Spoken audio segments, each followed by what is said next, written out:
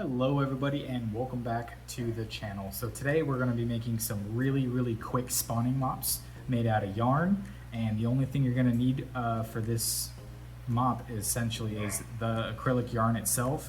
If you want a sinking mop, then you're going to want some kind of a rock, and I'll explain what kind of rock in just a minute.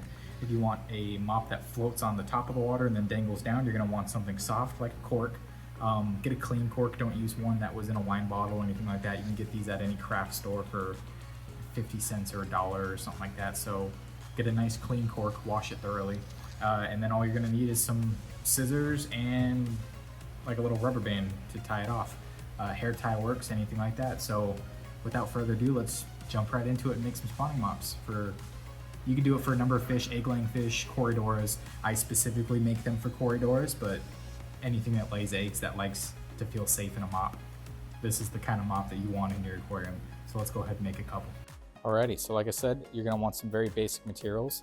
I preferably have had better success with sinking mops, so I always like to use some rocks. And the kind of rocks I get is I just go out in the backyard, on the street, anything like that, and I just pick up some decent rocks. What you're really looking for is something that is more elongated, kind of like a cylinder, but preferably, and this is going to be nearly impossible to find, but you want a rock that resembles like an hourglass.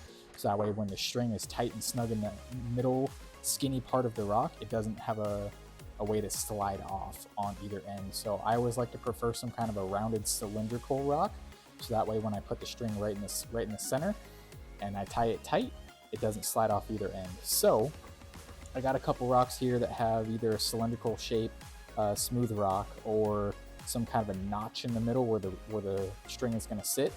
So the only thing you're going to need to do is, before you even cut the string, this is going to be the first step, is you're going to want to take some string and you're going to want to wrap it around your arm several times.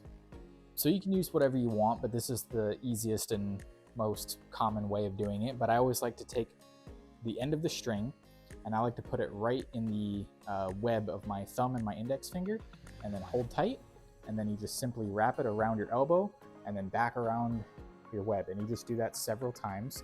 Depending on how thick of a mop you want or how big of a mop you want will depend on how many times you do this. There's no wrong answer. I usually do it probably about 20 times. I make a short mop, and I'll explain what that means in just a second, but you wrap it around several times. 15, 20, 25 is good enough. So once you feel comfortable with the amount that you have wrapped around your elbow and whatnot, you finish it off by taking it into that web and you just cut it right there. Careful not to cut yourself though. So now that you have that, you carefully take the entire string, and you can either tie the rock to the very bottom here, or rather where the ends are. You can tie the rock to the very end, such as this, and then you could just rubber band it right there. Like I said, this is going to be a long mop. I like to make short mops. So what I mean by that is I will take the rock and I will put it right in the center of the mop,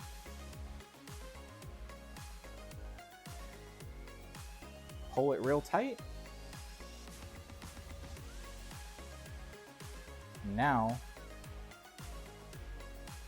you have all of that. So what do you do with all of that? Because it's all rounded, well, you take some scissors and you go in and you just cut. My scissors obviously can't handle this much yarn at one time, but you'll just go in and you'll cut a few at a time.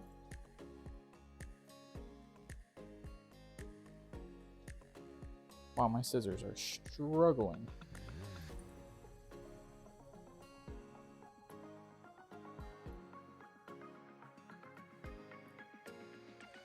So make sure you keep a real firm grasp on it all.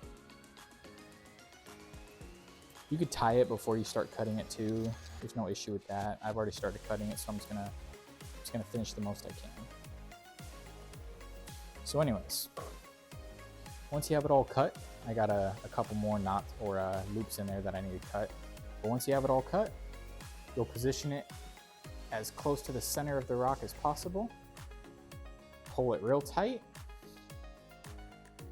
and then you take your rubber band and you'll rubber band it right where the yarn meets the rock, and you'll pull that around several times until it's tight, just like a hair tie. And there's your mop. Easy peasy. Again, this is a sinking rock. You do the same thing with a cork, which we're gonna make one of those as well.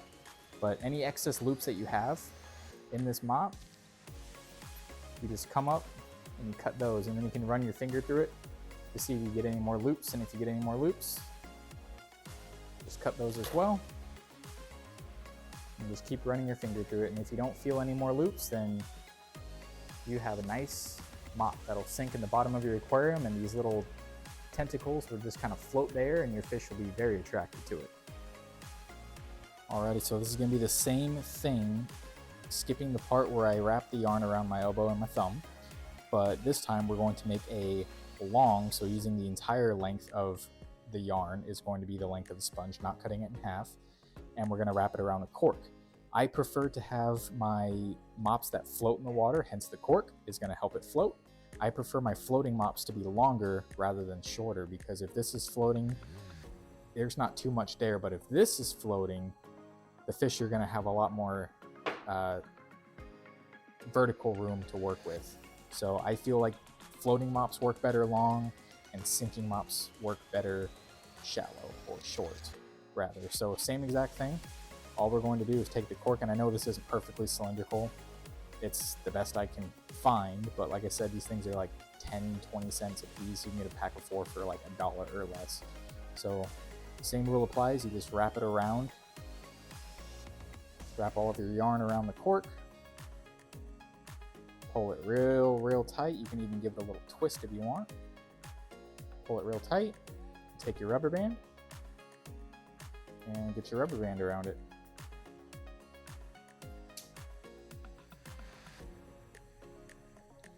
Depending on how big of a rubber band and how big of a cork and all that stuff, you might need to wrap it around 3, 4, 5 times or something. But as long as it's tight and it's not going to go anywhere, this little extra piece, I just like to cut that off personally. There you go. You don't have to, but you can. And now we have all that loop at the bottom. So just like we did with the short mop, we're going to run our thumb through it, and we are going to cut the excess. It doesn't matter if you cut one side a little too short or one side a little too long, because it's all eventually just going to be in the aquarium. It's all going to do the same thing. If one side is an inch longer than the other side, the fish aren't going to care, trust me. You can even leave them as loops too, but I don't really see a point in leaving them as loops, personally, because the fish could get caught in them, and that would not be a good thing. And that should be all of them. Just run your fingers through it, and if you catch a loop, just go ahead and cut it. Alrighty. I'm not feeling any more, so there is a long floating mop. So let's go ahead and get these in some of my corydora tanks, and over the course of a couple days, we'll see how much they love them. Whoa, slow down. Before you go ahead and put your brand new mops into your tank, you're going to want to rinse them first. And what I recommend is do not rinse them in the sink. Do not rinse them with tap water. You're going to want to take some water from an aquarium, some established water. Get out of there, guppy. That's not for you. You're going to want to take some water, preferably from the aquarium that you're going to be putting the mops in itself. So for me, this is my purple mosaic, guppy, and panda cory tank. I got 24 panda cories in here. They're all hiding behind the rock right now because I'm doing some crazy stuff at the moment. I think there's one in the pot. But I'm going to be putting my mops over here, right in the front corner here, so that way I can see if there's eggs from the outside. Every couple days, I will actually take the mop out of the tank, and I will physically remove the eggs and put them in their own separate container for hatching out. But having it in the front corner is just a really nice indicator on if you are having any activity, any breeding behavior, or any eggs. So Now that we have some tank water, let's go ahead and give it a quick wash.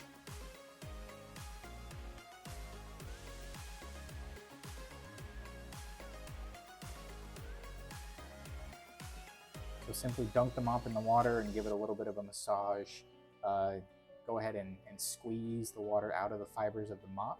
So that way, if there's anything in your mop at all, which acrylic yarn is 100% safe, but if there's any foreign contaminants or something, you're kind of giving it a nice little pre-wash before you introduce that to your tank.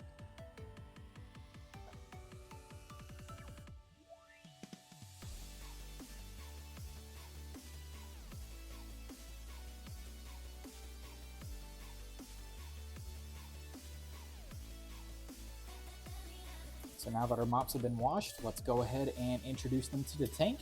You can tell my water level is quite a bit low. I'm in the middle of a water change at the moment. I find that corydors are very successful breeders right after a quick cold water change. So I typically do about 30 to 40% of a water change, a few degrees cooler than the tank to get my panda cories to spawn. That has worked in the past. This is a brand new group, so this is the first time I'm trying it with this group here. So let's go ahead and see which mop they prefer. My last group of panda cories preferred sinking mops, so I had 2 sinking mops in the tank, but this is a new group, so I'm going to put 1 sinking and 1 floating in, and we'll see what happens. So here goes the sinking. Like I said, I like to put it right in the front of the tank so that way I can see. I'm going to move these floating plants out of the way. And I'm going to put my floating mop right above that, so that way that kind of signals to the panda cories that this right here is the breeding corner. So once the yarn gets a little soaked, it'll sink, and then once I do a water change, it'll essentially connect with the sinking mop, and it'll create a big, basically spawning corner. You can also get like a suction cup, which I'll probably do, and just suction cup it up to the corner. Or you can leave it hanging outside of the tank like that as well. But I'll most likely suction cup it right to the corner there. But I'll get to that when I get to that. But yeah, there is your floating and your sinking spawning mops. One thing I forgot to mention, the reason why I'm using a dark blue color, I don't think color matters. You can get whatever color you want. However, in my experience, fish seem to do better with a darker color, so like a dark green to resemble algae, a dark blue, a black will typically work better rather than like a bright pink. You will find more success with a darker color. So with that, I'm going to go ahead and call it a video. If you've liked this video, let me know in the comment section down below, and let me know what you want to see next. Let me know what you would do different with mops. And if you haven't already, please consider subscribing. And with that, I will see you guys later. Peace.